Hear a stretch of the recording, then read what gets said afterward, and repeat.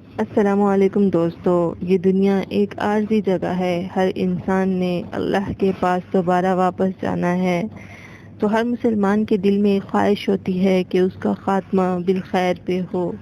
تو یہ وظیفہ میں آپ لوگوں کو اسی مقصد کے لیے بتا رہی ہوں کہ آپ بھی اس وظیفے سے فوائد حاصل کر سکیں۔